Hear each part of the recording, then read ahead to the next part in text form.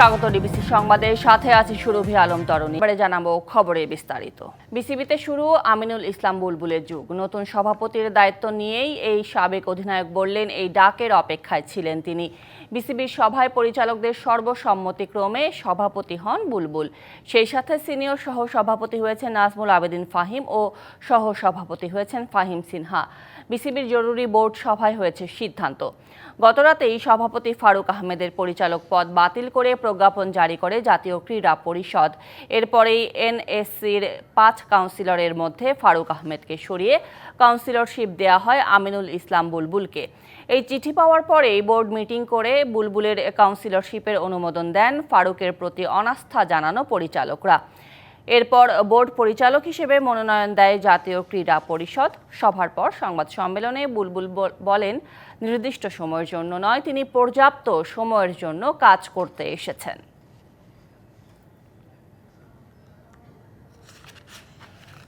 Board সভায় বিসিবির নতুন সভাপতি নির্বাচিত হয়েছেন আমিনুল ইসলাম বুলবুল। সিনিয়র সহ সভাপতি নাজমুল আবেদিন ফাহিম ও সহ সভাপতি হয়েছেন ফাহিম সিনহা। এ বিষয়ে আরও বিস্তারিত জানাতে বিসিবি থেকে যুক্ত হচ্ছেন সহকর্মী শাহান পাপন। নতুন সভাপতি নির্বাচিত হওয়ার পর আমিনুল ইসলাম বুলবুল বলেছেন তিনি বাধা ধরা সময়ের জন্য দায়িত্ব নেননি। বিসিবিতে নিজের কর্মপরিকল্পনার ব্যাপারে তিনি আর কি বলেছেন জানাবেন।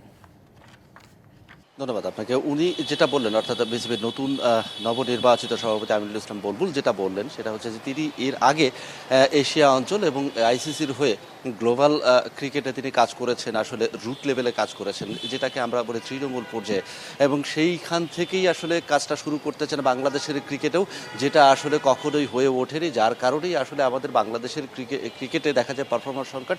বাংলাদেশের ক্রিকেট 25 বছর টেস্ট অ্যারেনায় কাটিয়েও তারপরেও আসলে টেস্ট ক্রিকেটে বাংলাদেশ ভালো না। টি20 এখনও শিখছে, ওয়ানডেতে আজ ভালো তো কাল খারাপ এরকম পারফরমেন্স আসে। সেই জায়গাটা ধরেই তিনি আসলে যেটা বলতে চেয়েছেন এবং বলেছেনও যে আমি ওই জায়গাটাতে আসলে কাজ করতে চাই। একজন জেলা লেভেলের ক্রিকেটার কিভাবে আসলে লাইমলাইটে উঠে আসতে পারে এবং তার মধ্যে যদি প্রতিভা থাকে সে আসলে মেইন স্ট্রিমে কীভাবে উঠে আসতে পারবে এবং সেখানে এসে কীভাবে পারফর্ম করতে পারবে, সেই রাস্তাটাকে তিনি আসলে খুব শর্ট করতে চান, যেটা আসলে এখন থেকে দিয়ে যখন শুরু হয়েছে বাংলাদেশের ক্রিকেটের পথ চলা তখনও পর্যন্ত, অর্থাৎ যে পথটা আসলে বন্ধুর ছিল, কখনো উঁচু কখনো নিচু এরকম একটা অবস্থা ছিল এবং অনেক প্রতিভাবান ক্রিকেটার আসলে অঙ্কুরেই ঝরে গেছে, এরকম অনেক কথা কিন্তু অনেক আগে থেকেই শুনে আসছে। সেই রাস্তাটাকে আসলে মসৃণ করতে চান আমিনুল ইসলাম বুলবুল, অর্থাৎ ক্রিকেটার তুলে নিয়ে আসার ক্ষেত্রে যা করণীয় সেই কাজগুলো তিনি আগে ভাগে করতে চান। এর বাইরে যে কথাগুলো তিনি আসলে বলেছেন যে টিম ওয়ার্কটাই আসলে তার কাছে বেস্ট মনে হয়েছে এবং সেই টিম ওয়ার্কটাই নিয়ে কাজ করতে চান। সেখানে আসলে অন্যান্য পরিচালক এবং গণমাধ্যম কর্মী সহ ক্রিকেট বোদ্ধা, ক্রিকেট যোদ্ধা এবং ক্রিকেট ভক্ত যাই বলি না কেন সবাইকে নিয়ে একসাথে তিনি কাজ করতে চান। অর্থাৎ পরিচালকদের মধ্যে যারা যেভাবে যে রোলটা প্লে করতে চান, যে কাজটা করতে স্বাচ্ছন্দ্য বোধ করেন, সেখানে অবাধ স্বাধীনতা দিয়ে আসলে বাংলাদেশের ক্রিকেটের উন্নয়নে কাজ করতে চান আমিনুল ইসলাম বুলবুল। সেই কথাগুলোই কিন্তু বারবার তিনি বলে এসেছেন। এমনও প্রশ্ন তাকে করা হয়েছিল সংবাদ সম্মেলনে যে আসলে বাংলাদেশের গণমাধ্যম থেকে অনেক সময় একটা বিব্রতকর পরিস্থিতির সৃষ্টি করা হয় কিংবা বিব্রতকর পরিস্থিতির সৃষ্টি করে ফেলেন অনেক সময়, যেটাকে পরিভাষায় ব্লান্ডার বলা হয়। আগের সভাপতিগুলোর ক্ষেত্রেও যেটা হয়েছে, সেই প্রশ্নে আমিনুল ইসলাম বুলবুল যেটা বলেছেন যে আসলে যার যে ডিপার্টমেন্ট সেই ডিপার্টমেন্ট অনুযায়ী তার ডেভেলপমেন্টের কথা গণমাধ্যমের কাছে তুলে ধরবেন। তিনি আসলে গণমাধ্যমে খুব একটা কথা বলতে চান না, তো তিনি কাজটাই করতে চান। এখন দেখার বিষয় নতুন সভাপতি আমিনুল ইসলাম বুলবুল, বাংলাদেশের সাবেক অধিনায়ক, সাবেক ক্রিকেটার এবং বাংলাদেশের প্রথম টেস্ট সেঞ্চুরিয়ান আমিনুল ইসলাম বুলবুলের যাত্রাটা কেমন হয়। তরুণী পাপন, ধন্যবাদ আপনাকে বিস্তারিতভাবে জানানোর জন্য। পুরো জাতি ও অন্যান্য রাজনৈতিক দল নির্বাচনের দাবি জানালেও ডক্টর ইউনূস নিজেই চান না ভোট। জাপান সফরে প্রধান উপদেষ্টার বক্তব্যের প্রতিক্রিয়ায় এমন মন্তব্য করেছেন বিএনপির নেতারা। ডিসেম্বরে নির্বাচন না হলে দেশের ভৌগোলিক অখণ্ডতা ঠিক থাকবে না বলেও মনে করেন তারা। সকালে সাবেক রাষ্ট্রপতি বিএনপির প্রতিষ্ঠাতা জিয়াউর রহমানের 44তম শাহাদাত বার্ষিকীতে রাজধানীর শেরেবাংলা নগরে তার সমাধিতে শ্রদ্ধা জানান বিএনপির নেতাকর্মীরা। দলের প্রতিষ্ঠাতা জিয়াউর রহমানের শাহাদাত বার্ষিকী পালন ঘিরে নানা কর্মসূচির আয়োজন করে বিএনপি, যার প্রধান কেন্দ্রে থাকে শেরেবাংলা নগরে জিয়ার সমাধিস্থলে শ্রদ্ধা নিবেদন। বিগত 15-16 বছরে অসংখ্য মামলা, জুলুম, নির্যাতন ও বাধার মুখে এই ধরনের কর্মসূচিগুলোতে তেমন অংশ নিতে পারেনি বিএনপির নেতারা। অবস্থা এমনও হয়েছিল যে হাতে গোনা কয়েকজন সিনিয়র নেতারা সুযোগ পেতেন জিয়ার সমাধিতে শ্রদ্ধা জানানোর। দিন বদলেছে। ভিন্ন প্রেক্ষাপটে বাধাহীনভাবে দীর্ঘদিন পর জিয়ার শাহাদাত বার্ষিকীতে শ্রদ্ধা জানাতে আসাতে নেতাকর্মীদের বাঁধভাঙা এই উচ্ছ্বাস। বৈরী আবহাওয়া উপেক্ষা করে বৃষ্টিতে ভিজে সকাল থেকে শ্রদ্ধা নিবেদন করতে জড়ো হন স্থায়ী কমিটির সদস্য থেকে শুরু করে বিভিন্ন পর্যায়ের নেতাকর্মী ও সমর্থকরা। সকাল 10:30টার দিকে পুষ্পার্ঘ অর্পণ ও দোয়ার মাধ্যমে জিয়াউর রহমানকে স্মরণ করেন কেন্দ্রীয় নেতারা। জাপানে বসে বিএনপি সম্পর্কে বদনাম করছেন, একটু লজ্জাও লাগলো না? তিনি বললেন একটি দল নির্বাচন চায়, আর আমরা বলতে চাই একটি লোক নির্বাচন চায় না, সেটা ইউনূস, ডক্টর ইউনূস। আনুষ্ঠানিক শ্রদ্ধা নিবেদন শেষে বিএনপির সহযোগী পেশাজীবী এবং বিভিন্ন সামাজিক সংগঠনের ব্যানারে শ্রদ্ধা জানাতে বিপুল সমাগম ঘটে জিয়ার সমাধিস্থলে। একরকম সংখ্যাহীনভাবেই প্রিয় নেতার প্রতি শ্রদ্ধা জানালেন বিএনপির বিভিন্ন স্তরের নেতাকর্মীরা। অঙ্গীকার করলেন জিয়ার আদর্শ সমুন্নত রাখার। একই সঙ্গে তারা বললেন যে রাজনৈতিক সংকট দেখা দিয়েছে, তাতে করে জিয়াউর রহমানের সামনে আনা সেই বহুদলীয় গণতন্ত্র এবং বাংলাদেশি জাতীয়তাবাদ, এই দুয়ের মিশেলই হতে পারে সংকট সমাধানের একমাত্র বা অন্যতম সহায়ক। এদিকে রাজধানীর খামারবাড়িতে জিয়ার শাহাদাত বার্ষিকী উপলক্ষে এক অনুষ্ঠানে নির্বাচন নিয়ে কালক্ষেপণের আশঙ্কা ব্যক্ত করে বিএনপির স্থায়ী কমিটির সদস্য সালাউদ্দিন আহমেদ বলেন, পুরো জাতি নির্বাচনের অপেক্ষায়।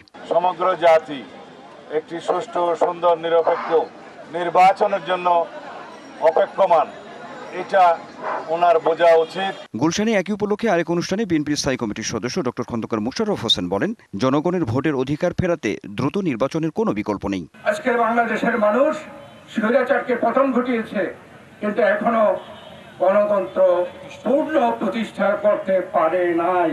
গণতন্ত্র পুনরুদ্ধারে শহীদ জিয়ার আদর্শ নিয়ে সবাইকে এগিয়ে আসার আহ্বানও জানান বিএনপির এই সিনিয়র নেতা। Anwar Hossain, DBC news, Dhaka.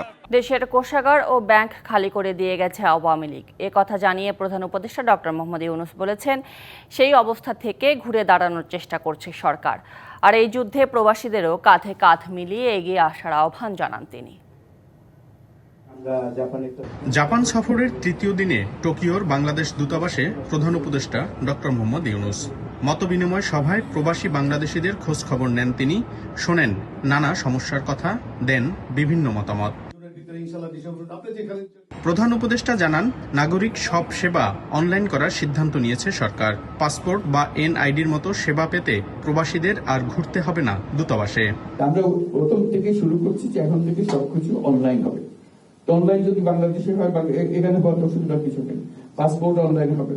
আপনি ঘরে বসে এখানে দূতাবাসে আসার আপনার দরকার নেই। দেশকে এগিয়ে নিতে ঐক্যবদ্ধ হয়ে কাজ করতে প্রবাসীদের প্রতি আহ্বান জানান ডক্টর ইউনূস।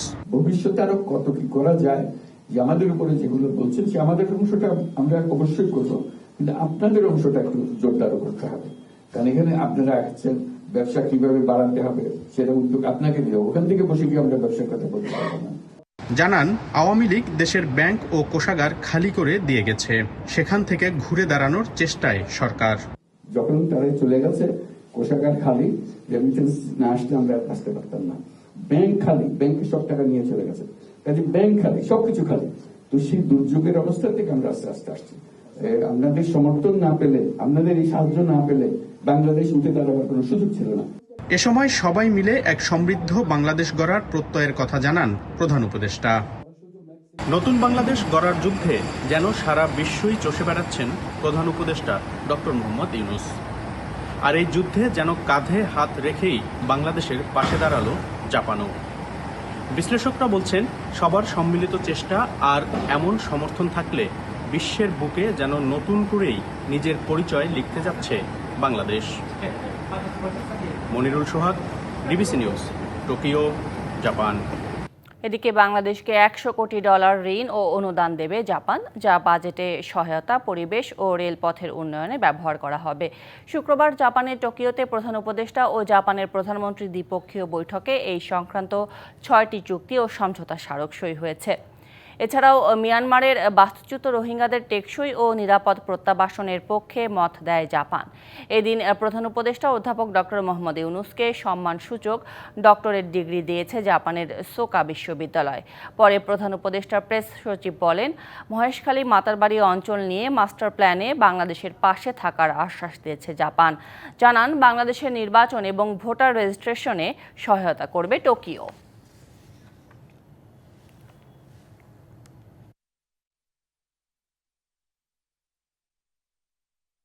418 মিলিয়ন ডলার হচ্ছে বাজেটারি সাপোর্ট, এটা ওরা বলছে হলো ডেভেলপমেন্ট পলিসি লোন ওরা দিচ্ছে।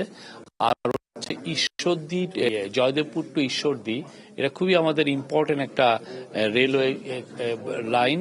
আরো ওরা স্টুডেন্ট স্কলারশিপ এর জন্য আরো 4.2 মিলিয়ন ডলার আমরা ওদের কাছ থেকে পাচ্ছি হচ্ছে 1.063, মানে $1 বিলিয়ন একটু বেশি আমরা ওদের কাছে পাচ্ছি।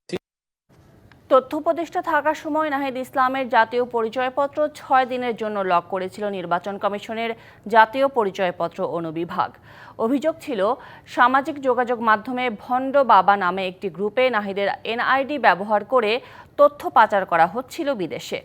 এরপর তদন্তে নামে জাতীয় পরিচয়পত্র অনুবিভাগ। অবশেষে বেরিয়ে আসে আসল তথ্য। বিস্তারিত নূপুর মাহমুদের প্রতিবেদনে। হোয়াটসঅ্যাপের একটি গ্রুপ ভণ্ড বাবা। এই গ্রুপ দিয়ে এনআইডি সার্ভারে থাকা নাগরিকদের তথ্য বিদেশে পাচারের অভিযোগ পায় national telecommunication monitoring centre NTMC. জাতীয় পরিচয়পত্র অনুবিভাগকে এনটিএমসি জানায়, ভণ্ড বাবা গ্রুপের অ্যাডমিন নাহিদ ইসলাম নামের এক ব্যক্তি। তার এনআইডি নম্বরও দেওয়া হয় জাতীয় পরিচয়পত্র অনুবিভাগকে। এরপর তদন্তে নামে অনুবিভাগ। গত বছরের 17 সেপ্টেম্বর লক করা হয় নাহিদের এনআইডি। সংশ্লিষ্টরা জানান, লক করা এনআইডি কার্যত আর ব্যবহার করা যায় না। তদন্তে বেরিয়ে আসে ভণ্ড বাবা হোয়াটসঅ্যাপের কোনো গ্রুপ নয়, এটি টেলিগ্রামের একটি গ্রুপ। আর নাহিদ ওই গ্রুপের অ্যাডমিন নন। আর এনআইডির বিপরীতে কোনো তথ্য পাচারের অভিযোগও পাওয়া যায়নি। তদন্তে অভিযোগের সত্যতা না পাওয়ায় গত বছরের 22 সেপ্টেম্বর এনআইডি আনলক করে দেয় সংস্থাটি। এই বিষয়ে অবগত নন জানিয়ে এনআইডির অনুবিভাগের মহাপরিচালক বলেন, তদন্তের প্রয়োজনে যে কারো এনআইডি লক করা হয়। আমি কিন্তু এই বিষয়টা জানি না। আপনি আমাকে যেটা জানতে চাইলেন, এই বিষয়টা আসলেই আমার জানা নেই এবং আমি কখনো শুনেছি এটা মনেও করতে পারি। আমি তো ওই সময় ছিলাম না, আমি আসলে বলতে পারবো না। এবং ওনারা কি কারণে কিভাবে করেছিলেন সেটা আসলে আমি জানি না। কে এই নাহিদ ইসলাম জানতে অনুসন্ধানে নামে ডিবিসি নিউজ। অনুসন্ধানে পাওয়া যায়, এই নাহিদ ইসলাম বর্তমানে জাতীয় নাগরিক পার্টির আহ্বায়ক। যখন তার এনআইডিটি লক করা হয় তখন তথ্য ও সম্প্রচার উপদেষ্টার দায়িত্বে ছিলেন তিনি। এ বিষয়ে নাহিদ ইসলামের সাথে যোগাযোগের চেষ্টা করে ডিবিসি নিউজ, কিন্তু তিনি এসব বিষয়ে অবগত কিনা তা জানা সম্ভব হয়নি। নূপুর মাহমুদ, ডিবিসি নিউজ, ঢাকা। গভীর নিম্নচাপের প্রভাবে আজও বৃষ্টি হচ্ছে সারা দেশে। উপকূলীয় এলাকায় স্বাভাবিকের চেয়ে উঁচু জোয়ার ও বেড়ি বাঁধ ভেঙে লক্ষাধিক মানুষ পানিবন্দী। লক্ষ্মীপুরে 40টি ও পটুয়াখালীতে 17টি গ্রাম তলিয়ে গেছে। 4 সমুদ্র বন্দরে জারি রয়েছে 3 নম্বর সতর্ক সংকেত। আর ভারী বৃষ্টির কারণে পাহাড়ে ভূমিধসের সতর্কতা জারি করেছে প্রশাসন। নিম্নচাপের প্রভাবে আজও বৃষ্টি হচ্ছে সারা দেশে। ফুঁসে উঠছে সাগর নদ নদী। এর প্রভাবে পানি উঠেছে উপকূলীয় এলাকায়। স্বাভাবিকের তুলনায় 4 থেকে 5 ফুট উচ্চতার ঢেউ আছড়ে পড়ছে কক্সবাজার উপকূলে। কুতুবদিয়া ভেঙেছে বেড়িবাঁধ। ভারী বৃষ্টি আর জ্বরে প্লাবিত নিম্নাঞ্চল। মহেশখালী, কুতুবদিয়া, চকরিয়া ও পেকুয়ায় পানিবন্দী অর্ধ লক্ষাধিক মানুষের ভোগান্তি চরমে। টেকনাফ সেন্ট মার্টিন রুটে বন্ধ সব ধরনের নৌযান চলাচল। ভোলায় ঝড়ো বাতাসের সাথে চলছে বিরামহীন বৃষ্টি। বিপদসীমার 132 সেন্টিমিটার ছাড়িয়ে যায় মেঘনা নদীর পানি। বিভিন্ন এলাকায় বেড়িবাঁধে ব্যাপক ক্ষতি হয়েছে। কলাতরি চর, ঢালচর, কুকরিমুকরি সহ নিম্নাঞ্চলের হাজারো মানুষ পানিবন্দী। ভেসে গেছে শতাধিক গবাদি পশু। নোয়াখালীর হাতিয়ায় নৌ চলাচল বন্ধ 3 দিন। কোম্পানিগঞ্জ ও নিঝুম দ্বীপে পানিবন্দী অন্তত 45,000 মানুষ। ডুবে গেছে অসংখ্য মাছের ঘের ও পুকুর। ডুবেছে ফসলের মাঠও। বৃষ্টিতে জেলা শহরেও দেখা দিয়েছে জলাবদ্ধতা। নদী উত্তাল, নদীর মানে অবস্থা ভালো না। একটা বোট যাওয়ার মতো কেউ সাহস করতে পারে না। নৌ চলাচল বন্ধ হওয়ার কারণে আমরা বাড়িতে যেতে পারতেছি না। লক্ষ্মীপুর অন্তত 40টি গ্রাম প্লাবিত হয়েছে। বন্ধ নৌযান চলাচল। ফেনীতেও লোকালয়ে প্রবেশ করেছে পানি। ভারতে ভারী বৃষ্টি হলে রয়েছে বন্যার শঙ্কা। ঝালকাঠিতে জোয়ারের পানিতে সুগন্ধা নদীর পানি বৃদ্ধি পেয়ে তলিয়েছে নিম্নাঞ্চলের বিভিন্ন এলাকা। বরি আবহাওয়ায় বরিশাল ও চাঁদপুরে আজও বন্ধ লঞ্চ চলাচল। সকালবেলা আইসি লঞ্চ ছাড়বো, এখন দুর্যোগের কারণে লঞ্চ ছাড়ে না, কারণ আমাদের খুব সমস্যা হইতেছে। ভোগান্তির ভিতর পড়ছে, সবাই বসে আসে সকাল থেকে। টানা বৃষ্টি ও নদ নদীর পানি বৃদ্ধি পেয়ে পটুয়াখালী সার্কেলের অধীনে 150 মিটার বাঁধ ভেঙে গেছে। পানিতে ডুবেছে কলাপাড়া, গলাচিপা, দশমিনা ও রাঙামালির অন্তত 17টি গ্রাম। বন্ধ রয়েছে বিদ্যুৎ সংযোগ। বন্যার কারণে আমার সবকিছু বন্ধ হয়ে যেতে, কারেন্ট নাই। আমরা অন্যান্য বেড়িবাঁধ নজরদারিতে রেখেছি, যদি কোথাও কোনো সমস্যা দেখা দেয় তৎক্ষণাৎ আমরা ব্যবস্থা গ্রহণ করব। উপকূলীয় এলাকার মতো ঢাকা, চট্টগ্রাম, ময়মনসিংহ, রাজশাহী, রংপুর, খুলনা এবং সিলেট বিভাগেও বৃষ্টি হচ্ছে অঝোর ধারায়। অন্যদিকে ভারী বৃষ্টির কারণে পাহাড়ে দেয়া হয়েছে ভূমিধসের সতর্কতা। ঝুঁকিপূর্ণ এলাকার বাসিন্দাদের নিরাপদ স্থানে সরে যেতে করা হচ্ছে miking. Khalid Hasan, DBC news desk. গভীর নিম্নচাপের প্রভাবে টানা বৃষ্টিতে পটুয়াখালীতে ভেঙে গেছে একটি বাঁধের 150 মিটার অংশ। পাশাপাশি জেলায় প্লাবিত হয়েছে অন্তত 17টি গ্রাম। এ নিয়ে আরও বিস্তারিত জানাতে পটুয়াখালীর পানপট্টি ঘাট থেকে যুক্ত হচ্ছেন সহকর্মী মহিবুল্লাহ চৌধুরী। মহিবুল্লাহ, এখনকার পরিস্থিতি কেমন জানাবেন আর উপকূলের সামগ্রিক চিত্র জানাবেন। শরীফুল আলম তরুণী, আপনাকে ধন্যবাদ। যেমনটি বলছিলেন যে 150 মিটার বাঁধ ভেঙে গিয়েছে। আমরা একেবারে সেই বাঁধ থেকে একটু দূরে পানপট্টি ঘাটের এখানে অবস্থান করছি। এখন এই ঘাটটিও কিন্তু আজ সকালবেলা ভেঙে গিয়েছে। ঘাটের একেবারে দেখাতে পাচ্ছি, বিষয়টি বোঝা যাচ্ছে না, তবে একেবারেই মানে ভাঙতে ভাঙতে এটি একেবারে কিনারায় চলে এসছে। আর যদি আজকে রাতে যদি বড় ধরনের কোনো জোয়ার বা বড় ধরনের কোনো ধাক্কা লাগে পানির, তবেই কিন্তু এই বাঁধটি পুরোদমে ভেঙে এই এলাকাটা প্লাবিত হবে বলে এখানকার স্থানীয় যারা ব্যবসায়ী রয়েছে এবং যারা স্থানীয়রা যারা রয়েছে তারা কিন্তু আমাদেরকে জানিয়েছে। আমরা একজন এখানকার যিনি ব্যবসায়ী রয়েছে, আমরা তার সাথে কথা বলবো যে আপনি তো এখানকার ব্যবসায়ী, আপনার তো অনেকগুলো ঘর গিয়েছে, সার্বিক বিষয়টি একটু বলবেন যে কেমন ছিল? 11টা ঘর ব্যবসা করেছে, আমি কোনো রাস্তাঘাট কোনো হয় না। আজকে কি ঘটছিল আর কি? ঘটছে সন্ধ্যা রাত্রে অনেক 11টা তৈরি না, রাত 3টা হয়ে যাচ্ছে, অনেক দূরে গিয়ে ধরাইয়ে আমাকে পাশাপাশি অনেক ধন্যবাদ। যেমনটি শুনছিলেন তারা কিন্তু বলছে যে পানির যে ধন্যবাদ আপনাকে। প্রেসিডেন্ট ডোনাল্ড ট্রাম্পের আরোপ করা শুল্ক স্থগিতের মার্কিন আদালতের রায় স্থগিত করা হয়েছে। আপাতত শুল্ক আবারও চালু করেছে মার্কিন ফেডারেল আপিল আদালত। এই সিদ্ধান্তকে স্বাগত জানিয়েছে হোয়াইট হাউস। একদিনের ব্যবধানে বদলে গেল মার্কিন প্রেসিডেন্ট ডোনাল্ড ট্রাম্পের শুল্ক নিয়ে যুক্তরাষ্ট্রের আন্তর্জাতিক বাণিজ্য আদালতের রায়। বৃহস্পতিবার আন্তর্জাতিক বাণিজ্য আদালত ট্রাম্পের শুল্ক আদেশকে ক্ষমতা বহির্ভূত ঘোষণা করার একদিন পরই সেই আদেশ স্থগিত করে ফেডারেল আপিল আদালত জানায় আপাতত শুল্ক চালু থাকবে। মার্কিন বাণিজ্য আদালতের সিদ্ধান্তকে ভয়ানক বলে সমালোচনা করেছেন ট্রাম্প। শুল্ক স্থগিত হলে জাতীয় নিরাপত্তা হুমকির মুখে পড়বে বলে যুক্তি দাঁড় করায় ট্রাম্প প্রশাসন। আপিল আদালত এই যুক্তির ভিত্তিতে প্রাথমিকভাবে শুল্ক চালু রাখার সিদ্ধান্ত নেয়। ফেডারেল আদালতের এই পদক্ষেপকে স্বাগত জানিয়েছে হোয়াইট হাউস। শুল্ক মামলায় হেরে গেলেও অন্য পথ খোঁজা হবে বলে জানিয়েছেন যুক্তরাষ্ট্রের বাণিজ্য উপদেষ্টা। আমরা যদি কোনো শুল্ক মামলায় হেরে যাই তাহলে অন্য পথ খুঁজে বের করব। বিশেষজ্ঞদের মতে বাণিজ্য আদালতের এই সিদ্ধান্ত ট্রাম্প প্রশাসনের অর্থনৈতিক নীতির জন্য ছিল বড় ধাক্কা। ট্রাম্পের শুল্ক নীতি এরই মধ্যে জনভোগান্তি বাড়িয়েছে, ক্রেডিট রেটিং কমে গেছে ও যুক্তরাষ্ট্রের ভোক্তা আস্থা কমিয়ে দিয়েছে। যদি বাণিজ্য আদালতের সিদ্ধান্ত চূড়ান্তভাবে বহাল থাকে তাহলে আমদানিকারকরা আইইইপিএ ভিত্তিক যেসব শুল্ক এরই মধ্যে দিয়েছে তা ফেরত পাওয়ার সুযোগ তৈরি হতে পারে। গত 2রা এপ্রিল বিশ্বের প্রায় সব দেশ থেকে যুক্তরাষ্ট্রে আমদানি করা পণ্যের ওপর অতিরিক্ত শুল্ক আরোপ করেন ট্রাম্প। এর জেরে বিশ্ববাজারে তৈরি হয় ব্যাপক অস্থিতিশীলতা। শোভন শাহমিন দিশা, ডিবিসি নিউজ ডেস্ক।